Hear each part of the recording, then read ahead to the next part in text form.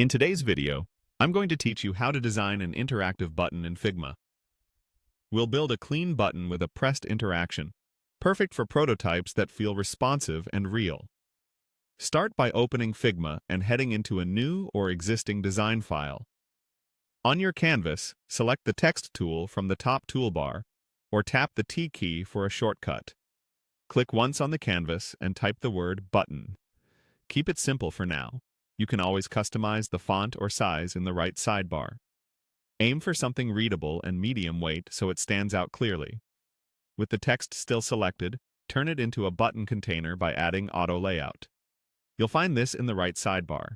Click Add Auto Layout. This wraps your text in a frame that can automatically handle padding and alignment. In the Auto Layout settings, make sure the content is centered and adjust horizontal and vertical padding so the button looks balanced. This step is important because it lets your button resize gracefully if the label changes later. Now give the button a background color. With the Auto Layout frame selected, not the text inside, find the Fill section in the right sidebar and click it. Choose a color that suits your design system. A strong brand hue works great for a primary action.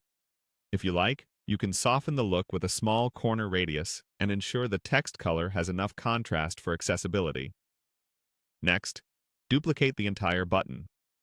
Use Command or Control-D or copy and paste. Position the duplicate just below the original so it's easy to work with. This second button will act as the pressed state.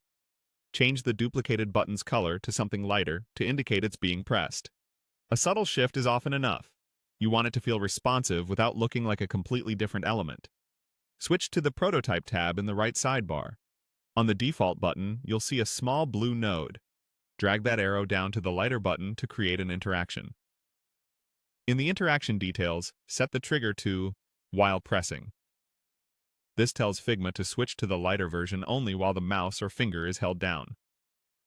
For animation, Instant works well for a crisp response, but you can keep Smart Animate if you prefer a gentle transition. Finally, click the Play or Present button in the top right to preview. Click and hold on your button to see it change to the lighter pressed state, then release to return to normal.